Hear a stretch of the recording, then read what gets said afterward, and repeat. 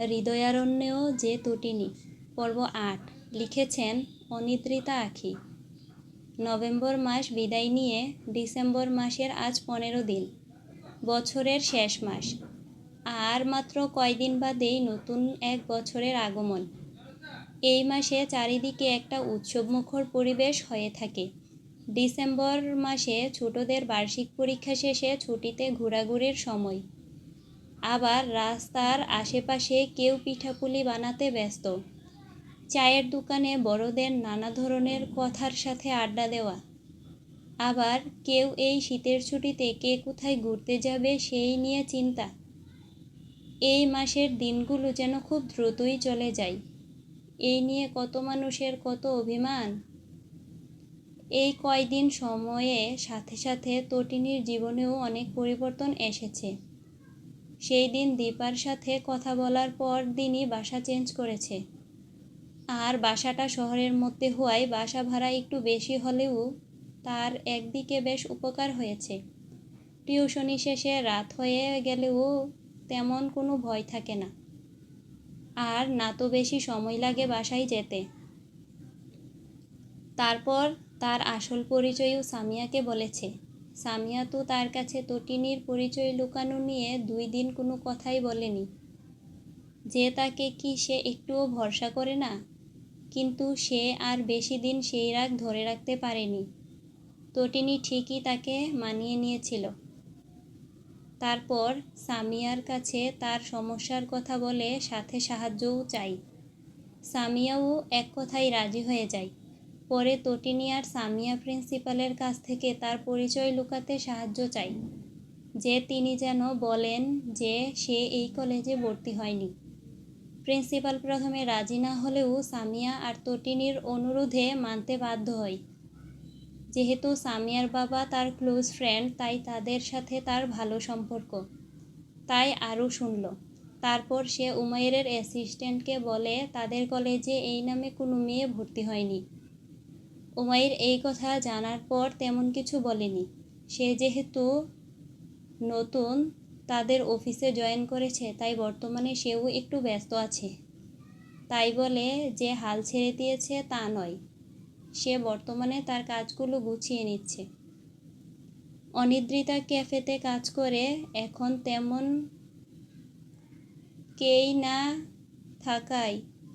কেউ না থাকায় একটু বিশ্রাম নিতে বসল। তার বসার একটু পরেই সেখানে দীপা উপস্থিত হলো। সামিয়া তার আসল পরিচয় জানলেও দীপা এখনও তার মিথ্যে পরিচয়ই জানে। সে এখন সামিয়াকেও বলতো না, কিন্তু প্রিন্সিপালের সাথে যেহেতু তার ভালো সম্পর্ক, তাই সাহায্যের জন্য জানানো। দীপা তার পাশে বসে বলল, আগামীকাল ১৬ই ডিসেম্বর বিজয় দিবস উপলক্ষে আমাদের ভার্সিটিতে বড় মেলা বসবে। তাই আমি যাব, সাথে তুমিও যাচ্ছ? তটিনী কপাল কুঁচকে বলল, না না আপু, আপনিই যান, আমার যাওয়ার কি দরকার? দীপা একটু হেসে বলল, দরকারের কি হলো? তুমি তো এখানে আসার পর ঠিকমতো কোথাও যাওনি। কাল একটু ঘুরে আসবে, ভালো লাগবে। অনিদ্রিতা দ্বিধায় পড়ে গেল। সত্যি তো, আসার পর থেকে কাজ আর নিজের জীবন নিয়ে ব্যস্ত থেকেছে, কোথাও যাওয়া হয়নি। তবুও সে একটু আপত্তি জানিয়ে বলল, কিন্তু আপু ছুটি? দীপা যেন এমন প্রশ্নেরই অপেক্ষা করছিল। মুচকি হেসে বলল, সেটা নিয়ে তোমাকে চিন্তা করা লাগবে না। আমি সেই ব্যবস্থা করেই তোমাকে বলতে আসলাম। ম্যানেজারের কাছ থেকে মাত্র ছুটি নিয়ে আসলাম। তটিনী কিছুক্ষণ চুপচাপ তাকিয়ে থাকল।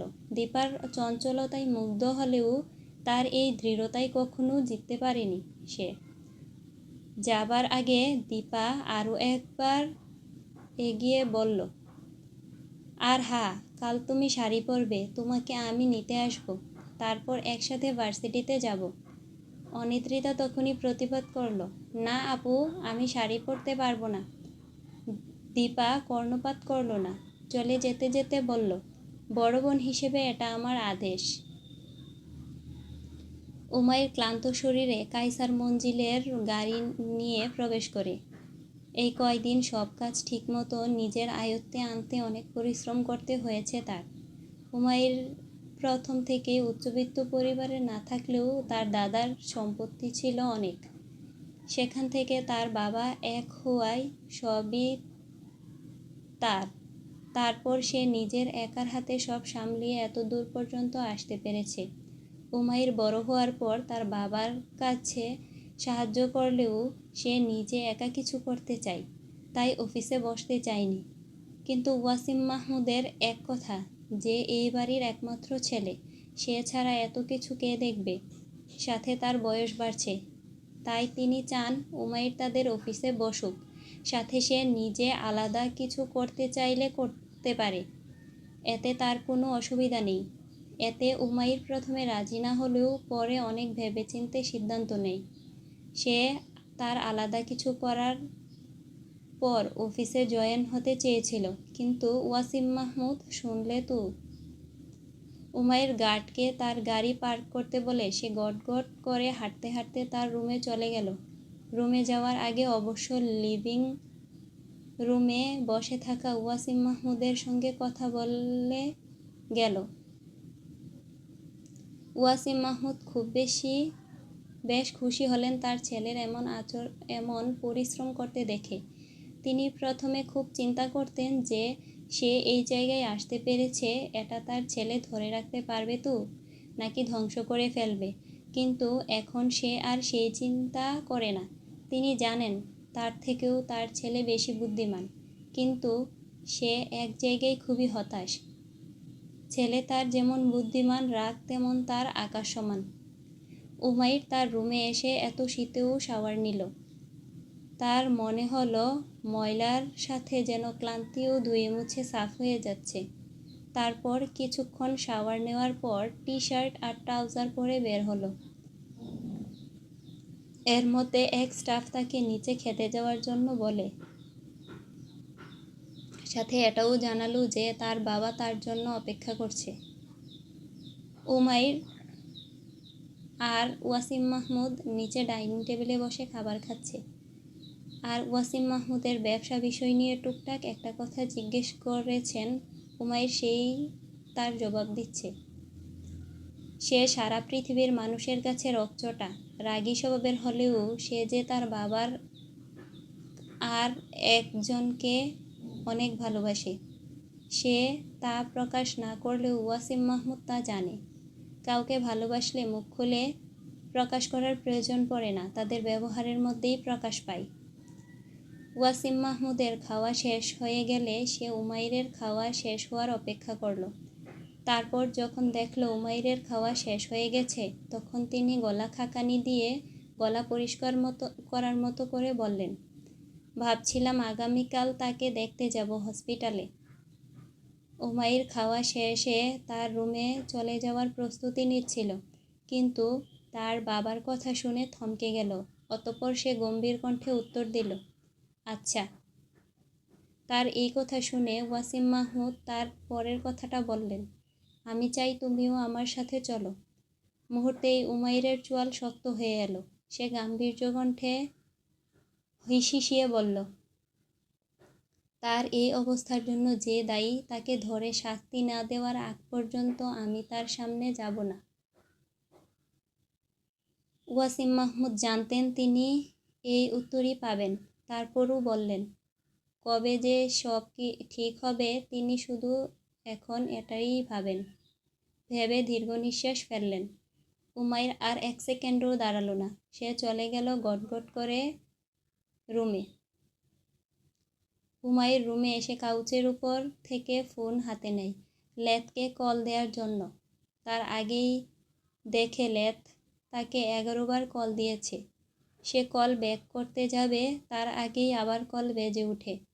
সে আর দেরি না করে সাথে সাথেই কল রিসিভ করে। তার কল ধরার সাথেই উপাস থেকে লেথের উচ্ছ্বসিত কণ্ঠ ভেসে আসে, হ্যালো বস, ভালো একটা খবর আছে।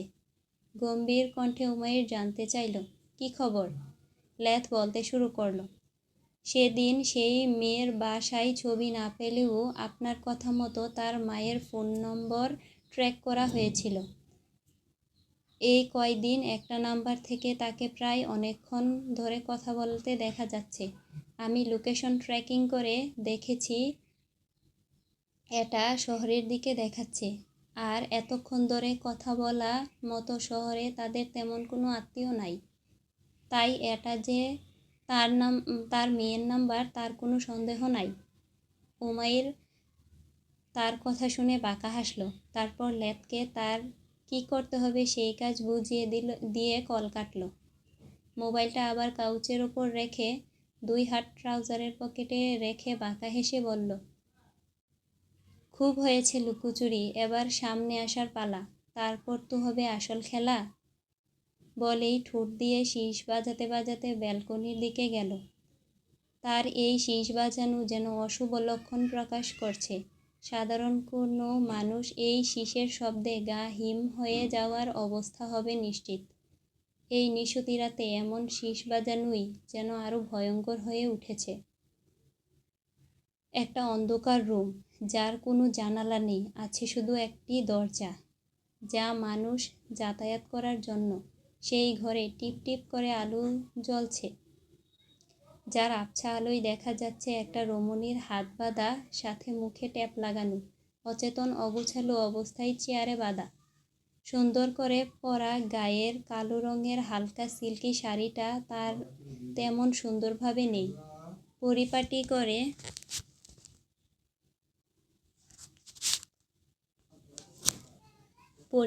করে সুন্দরভাবে পিঠ সমান চুলগুলো এলোমেলো হয়ে মুখের উপর এসে পড়েছে, যার জন্য চেহারা স্পষ্টভাবে দেখা যাচ্ছে না। এমন সময় সেই রুমে শীষ বাজাতে বাজাতে প্রবেশ করে উমাইর। তার পিছে আছে 2টা বডিগার্ড। তাদের মধ্যে একজনের হাতে আছে বালতি, যাতে পানি, না শুধু পানি, বরফ মেশানো পানি। বালতি হাতে থাকা বডিগার্ডের দিকে তাকিয়ে তাকে চোখের ইশারা। দেরি হলেও তার হাতে থাকা বরফ মেশানো পানি সেই রমণীর গায়ে ফেলতে দেরি হলো না। একে তো ডিসেম্বর মাসের হাড় কাঁপানো শীত, আবার বরফ মেশানো পানি। রমণীর সাথে সাথে চেতনা ফিরলেও যেন সে ঠান্ডায় জমে যেতে শুরু করল। উমাইর লেতকে আদেশের স্বরে বলল, খুব হয়েছে হাইড অ্যান্ড সিক খেলা। মহারানীর মুখের সামনের চুলগুলো সরিয়ে দে। এবার তার মুখ দর্শন করে দেখি। লেত উমাইরের আদেশ মতো ধীর পায়ে এগিয়ে গেল। তার আঙ্গুলগুলো সাবধানে রমণীর মুখের সামনে ঝুলে থাকা চুলগুলো সরিয়ে দিল। সাথে সাথেই যেন কিছু মুহূর্তের জন্য স্থির হয়ে গেল। হালকা আলো আধারিতে রমণীর মুখের রেখাগুলো স্পষ্ট হয়ে উঠতেই উমাইরের চোখে এক মুহূর্তের জন্য বিস্ময় খেলে গেল। তারপর দ্রুত নিজেকে সামলে নিয়ে সে ধীর অথচ কঠোর কণ্ঠে লেথের দিকে তাকিয়ে প্রশ্ন করল, তুই নিশ্চিত এটাই সেই মেয়ে? লেথ কোনো সময় নষ্ট না করে হাতের ফোনটা উমাইরের দিকে বাড়িয়ে দিল। পর্দায় ঝলসে উঠল লোকেশন ট্র্যাকিং, স্পষ্ট প্রমাণ যে এই মেয়ে সেই নির্দিষ্ট জন যার সন্ধানে তারা এতদিন ছিল। উমাইর ঠোঁটের একপাশে বিদ্রূপের ছাপ টেনে হালকা হাসল। ধীরে ধীরে সামনে রাখা চেয়ারের কাছে এগিয়ে গেল। গায়ের কালো জ্যাকেটটা খুলে অনায়াসী ভঙ্গিতে চেয়ারের মাথার উপর রাখল। এরপর এক পা অন্য পায়ের উপর তুলে আরামদায়ক ভঙ্গিতে বসে পড়ল। পকেট থেকে সিগারেট বের করে ঠোঁটের মাঝে রাখল। লাইটার দিয়ে আগুন ধরিয়ে এক টান দিয়ে ধোঁয়া ছেড়ে গাম্ভীর্যপূর্ণ এক ভারিক্কি কণ্ঠে বলে উঠল, তোর জাহান্নাম জীবনে প্রবেশ করার স্বাগতম। তারপর আবার এক টান দিয়ে ধোঁয়ার কুণ্ডলী ছাড়ল বাতাসে। চোখে একরাশ তাচ্ছিল্য নিয়ে সামনের মেয়েটির দিকে একপাশে বাঁকা হাসল। কণ্ঠস্বর ধাতব সুর এনে হাসকি টুনে বলল, মিস অনিদ্রিতা ওরফে তটিনী। এক মুহূর্তে নীরবতা সমস্ত ঘরটাকে আচ্ছন্ন করে ফেলল, যেন বাতাসও শিহরিত হয়ে উঠেছে। রাত প্রায় 10টা, আর শীতের রাত 10টা বাজা মানে প্রায় মাঝরাত। একে তো গায়ে পাতলা সিল্কের শাড়ি, তার উপর বরফ মেশানো পানি গায়ে ছুঁড়ে ফেলায় তটিনীর সারা শরীর ভিজে গিয়েছে। তার মনে হচ্ছে সে আর কিছুক্ষণ এইভাবে থাকলে শীতে সিটকিয়ে মারা পড়বে নিশ্চিত। সে অনেক কষ্টে নিজের জায়গাটা বোঝার চেষ্টা করল। যখন সে নিজেকে চেয়ারে বাঁধা অবস্থায় দেখল, তখন তার সারা শরীর আতঙ্কে কেঁপে উঠল। তারপর সে মনে করার চেষ্টা করল তার সাথে ঠিক কী করা হয়েছে, আর সে ঠিক কোথায় ছিল। তারপর আস্তে আস্তে তার সব মনে পড়তে থাকলো। সে একটা সাধারণ স্কার্ট সেট পরে গলায় স্কার্ফ ঝুলিয়ে রেডি হয়ে থাকলেও দীপা এসে তাকে এমনভাবে গুছিয়ে থাকায় কিছু বলে না, কারণ সে পরে বুঝতে পেরেছিল যে অনিদ্রিতা পরার কোনো শাড়ি নাই। তাই সে নতুন একটা সাধারণ কালো সিল্কি শাড়ি কিনে নিয়ে আসে তার জন্য। অনিদ্রিতা তা দিলে নিতে চায় না, কিন্তু দীপা তাকে জোর করে পরিয়ে দেয়। তারপর সে সাজিয়ে দিতে চাইলে অনিদ্রিতা সাজে না, শুধু ঠোঁটে হালকা লিপ জেল দেয়। তার চোখে কাজল দিয়ে চোখের চারপাশে ছড়িয়ে যায়, বলে দিতে না চাইলেও দীপার জোড়াজুড়িতে দিতে হয়। এতেও যেন গুলগাল হলুদ ফর্সা চেহারা অনেক সুন্দর মানিয়েছে শাড়িটা। দীপা তো তার চোখের কাজল তার কানের পিছে দিয়ে এটাও বলেছিল কারোর নজর না লাগুক। তারপর তারা বেরিয়ে যায়।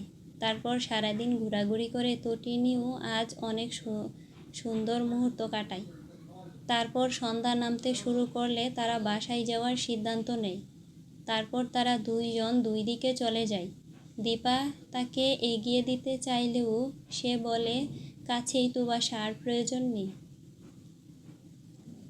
দীপা না শুনতে চাইলেও সে জোর করে পাঠিয়ে দেয়। তারপর সে যখন হাঁটতে হাঁটতে বাসায় আসছিল, তখন হঠাৎই তার আশেপাশে একটা গাড়ি চলতে শুরু করে। সে এটা দেখে দ্রুত পা চালিয়ে বাসায় যেতে থাকে। তারপর সে যখন জনমানবহীন রাস্তায় চলে আসে, তখন সে আতঙ্কে পড়ে যায়। তার সাথে সাথেই চলন্ত গাড়ির দরজা খুলে একটা বলিষ্ঠ বডিগার্ড টাইপের লোক তাকে গাড়িতে ছু মেরে তুলে নেয়। সে কিছু বুঝে ওঠার আগেই তার মুখে রুমাল চেপে ধরে। তারপর সে আস্তে আস্তে নিস্তেজ হয়ে পড়ে, একসময় জ্ঞান হারিয়ে ফেলে। তটিনী এখন এমন ঝিমাচ্ছে দেখে উমাইর লেতকে চোখের ইশারায় বলে। লেত সাথে সাথে আর এক বালতি বরফ মেশানো পানি নিয়ে আসে। তারপর তটিনী কিছু বুঝে ওঠার আগেই দ্বিতীয়বারের মতো ঠান্ডা পানি গায়ে পড়ে। এবার যেন তার সহ্যের সীমা অতিক্রম করল। সে এবার পিটপিট করে চোখ মেলে সামনে তাকালো। সচিব মুহূর্তে উমাইর সিগারেট এক টান দিয়ে সেটা তটিনীর দিকে ধোঁয়া ছড়ালো। এতে দুজনেরই চোখে চোখ পড়ল। আর তটিনী উমাইরকে দেখে যা বুঝার বুঝে গেল। সাথে তার দিকে ধোঁয়া ছাড়াই তার মনে হলো নিঃশ্বাস আটকে আসছে। তার মুখে ট্যাপ থাকায় কিছু বলতে গেলেও কোনো শব্দ বেরোলো না, শুধু ঘুঙানি ছাড়া। লেত তার মুখের ট্যাপটা খুলে দিল। খুলে দেওয়ার সাথে অনিদ্রিতা জোরে জোরে শ্বাস নিতে থাকলো, সাথে কাঁপুনি তো আছেই। নির্বিকার ভঙ্গিতে বসে উমাইর তার এই অবস্থা দেখতে থাকলো। আর তার দুই ঠোঁটের মাঝে জ্বলন্ত সিগারেট দুই আঙ্গুলের মাঝে দিয়ে ধোঁয়া উড়িয়ে পুনরায় ঠোঁটের মাঝে নিচ্ছে, যেন সামনে খুব সুন্দর একটা দৃশ্য দেখানো হচ্ছে, যা দেখে সে সিগারেট খেতে খেতে উপভোগ করছে। তারপর সে তটিনীর দিকে তাকিয়ে থেকেই বজ্রগম্ভীর কণ্ঠে বলে ওঠে, বলেছিলাম না, যেদিন সত্য জানতে পারবো সেদিন কিন্তু তোর জীবনের সাথে কি ঘটবে তা আমি নিজেও নিশ্চিতভাবে বলতে পারছি না। এই কথা শুনে তটিনী উমাইরের দিকে তাকালো, কিন্তু উমাইরের কৃষ্ণ গহ্বরের ন্যায় এই চোখের দিকে বেশিক্ষণ তাকিয়ে থাকতে পারল না। চোখ সরিয়ে নিল। সে তো জানতো যে সে একদিন ঠিকই ধরা পড়বে, কিন্তু এত তাড়াতাড়ি সেটা বুঝতে পারেনি। আর একটা কথা, তাকে কি মাত্র ওইটার জন্যই খুঁজছে, নাকি এর পিছনে বড় কোনো কারণ আছে, তা সে বুঝতে পারল না। তাই উমাইরকে জিজ্ঞাসা করল, আমাকে এখানে কেন ধরে আনা হয়েছে?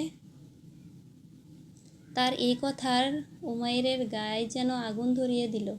কৃষ্ণগহ্বরের ন্যায় চোখজোড়া আস্তে আস্তে আগুনের ফুলকিতে পরিণত হলো। সাথে তার শক্ত হাত মুঠো করাই মাংসপেশিগুলো যেন ফুলে ফেপে কালো শার্ট বের করে বের হয়ে আসতে চাইল। এত শীতেও এই বান্দার কি শীত লাগে না? গন্ডারের চামড়ার গায়ে হয়তো ভেবে নিল তটিনী। তারপর সামান্য এই কথাই উমাইরের রেগে যাওয়ার কারণ বুঝতে পারল না। তটিনী মনে মনে সে একটু ঢুক গিলল আর ভেবে নিল আজ তার জীবনের খাতা এখানেই হয়তো সমাপ্তি ঘোষণা করবে। কিন্তু তার এই ভাবনায় এক বালতি পানি ঢেলে একটু পরেই উমাইর তা ভুল প্রমাণ করল। উমাইর তার এমন কথাই তাচ্ছিল্যের সাথে বলল, সিরিয়াসলি, তুই জানিস না তোকে এখানে কেন ধরে আনা হয়েছে? তটিনী সত্যিই বুঝতে পারছে না তাদের মতো এত বড়লোক মানুষ সামান্য ওই কারণে কি তাকে ধরে আনা। উত্তর খুঁজে পেল না, তাই বলল, আমি সত্যিই বুঝতে পারছি না। আর যদি ওইটার জন্যই আমাকে শাস্তি দিতে চান তো আমাকে সময় দেন, আমি পরিশোধ করে দিব। তার এই কথায় উমাইরের আগুনে যেন ঘি ঢালার মতো অবস্থা হলো। এবার আর উমাইর নিজেকে স্থির রাখতে পারল না। এমনই তার রাগ সবসময় নাকের ডগায় থাকে। তটিনী কিছু বুঝে ওঠার আগেই তার ডান গালে ঠাস করে একটি থাপ্পড় পড়ল। তটিনী এমনিতেই সারাদিন কিছু খাওয়া নাই, বাইরে দীপার সাথে শুধু ঘোরাঘুরি করে ফুচকা আর আইসক্রিম খেয়েছিল। আবার শীতের জন্য শরীরটা নিস্তেজ হয়ে আসছিল। তার উপর এমন দাবাংমার্কা হাতের থাপ্পড়। তটিনীর মনে হচ্ছে তার সাথে এই পৃথিবীর সব কিছু ঘুরছে। সাথে ডান গালটা এমনভাবে জ্বলছে যেন ধোঁয়া বের হচ্ছে। সাথে ঠোঁটটা কেমন জ্বলুনি অনুভব করল। তটিনী বুঝতে পারল না যে তার ঠোঁট কেটে গিয়েছে। এর মাঝে উমাইর বজ্রকণ্ঠের ন্যায় গর্জন করে বলে, তোর কি মনে হয় সামান্য ওইটার জন্য এই কায়সার উমাইর তেগি তোর পিছে পড়ে থাকবে? তোর থেকেও কয়েক গুণ টাকা আমরা এতিম এবং পথিকদের জন্য দান করে থাকি। উমাইরের কথায় তটিনী ছড়িয়ে যাওয়া কাজল চোখে পানিতে টলমল করে উঠল, তবে কষ্টে না, অপমানে। তার এই টলমল চোখ দেখে যেন উমাইর এক ফোঁটাও দয়ামায়া জন্মালো না। তটিনীর থরথর কেঁপে রাগান্বিত কণ্ঠে বলে উঠল, একা একটা মেয়ে মানুষ পেয়ে পুরুষত্ব খাটাতে এসেছিস? খুনি কোথাকার! আমি পালিয়ে এসেছি ঠিক করেছি। তোর মতো অমানুষকে বাকি কথাটা সম্পূর্ণ করতে পারল না। তার আগেই আরও একটা থাপ্পড় পড়ল। তটিনী আর সহ্য করতে পারল না। এমন বলিষ্ঠ হাতের থাপ্পড় খেয়ে অসহ্য যন্ত্রণা হলো। সে হু হু করে কেঁদে উঠল। উমাইর তার বলিষ্ঠ শক্তপোক্ত হাত দিয়ে তটিনীর চোয়াল চেপে ধরল। তটিনী মনে হচ্ছে মুখের হাড়গুলো ভেঙে গুঁড়ো হয়ে আসছে। সে ছটফট করতে লাগলো, কিন্তু হাত বাঁধা থাকায় উমাইরকে বাধা দিতে পারল না। উমাইর তার চোয়াল আরও শক্ত করে চেপে ধরে দাঁতে দাঁত পিষে হিসিয়ে বলে উঠল, আমার সাথে একদম গলা উঁচিয়ে কথা বলবি না। আর একবার বললে তোর জিভ টেনে একদম ছিঁড়ে ফেলব। তটিনীর দু চোখ দিয়ে অঝরে পানি পড়ছে, তবুও সে কোনো রকম অস্পষ্ট স্বরে বলে উঠল, তোর মতো অমানুষকে এই তটিনী ভয় পায় না। উমাইর তার এমন সাহস দেখে সহসাই হাত নরম হয়ে আসলো। তটিনী এক ঝটকায় তার মুখ ঘুরিয়ে সরিয়ে নিল। উমাইর তখনও তটিনীর সাহস দেখে হতবাক। সে প্রথমেই বুঝতে পেরেছিল যে এই মেয়ের মুখের কথায় কখনোই ভয় পায় না। হঠাৎই উমাইর তার প্যান্টে গুজে রাখা রিভলভারটা বের করলো। বাঁকা হেসে সেটা তটিনীর দিকে তাক করলো। তটিনী শেষবারের মতো তার দোষটা জানতে চাইল, কিন্তু তার আগেই উমাইর রিভলভারের ট্রিগারে চেপে ধরল। তার সাথে সাথে একটা গুলি বের হলো, আর তটিনী বেঁধে রাখা চেয়ারটা দপ করে নিচে পড়ে গেল। এখন সকাল 8টা। চারিদিকে ধোঁয়া আচ্ছন্ন পরিবেশ। এখন সকাল 8টা হলেও তা বোঝার উপায় নেই। তটিনী পিট পিট করে তাকায়। সে বুঝতে পারল না সে কি মরে গেছে নাকি জীবিত আছে। তারপর ভালো করে চারিদিকে তাকালো। কাল যেই রুমে ছিল সেই রুমেই মতোই একটা রুম, তবে এইটার এক কোণায় ছোট একটা ওয়াশরুম আছে। আবার তখন তার হাত বাঁধা থাকলেও এখন নেই। সে চেয়ার ছেড়ে উঠে দাঁড়ালো। দাঁড়ানোর সাথে সাথে পড়ে যেতে নিয়ে চেয়ারে ধরে ফেলল। তারপর সে বুঝতে পারল যে কাল দুর্বলতার সাথে আতঙ্কের জন্য জ্ঞান হারিয়ে ফেলেছিল। তার গায়ে কালকের সেই শাড়ি কিন্তু সারা রাত গায়ে থাকায় শুকিয়ে গিয়েছে প্রায়। সে ওয়াশরুম থেকে ফ্রেশ হয়ে বের হলো। তার কিছুক্ষণ পর তখনকার দুইটা গার্ডদের মধ্যে একজন তার রুমের দরজা খুলে ঢুকলো। তার হাতে কিছু প্রয়োজনীয় জিনিস, তার জন্য কয় সেট জামা, শুকনো খাবার আর একটা শাল, এগুলো দিয়েই সে বের হয়ে গেল। তটিনী তাকে বলল, আমাকে ছেড়ে দিন প্লিজ, আমি কি করেছি সেটা না হয় বলেন। কিন্তু লেত কোনো কিছু বলল না। সে যেইভাবে এসেছিল সেইভাবেই চলে গেল। আর তটিনী বুঝল উমাইর ছাড়া তার উত্তর সে পাবে না। সে শাড়ি পাল্টিয়ে ওখান থেকে এক সেট জামা পরে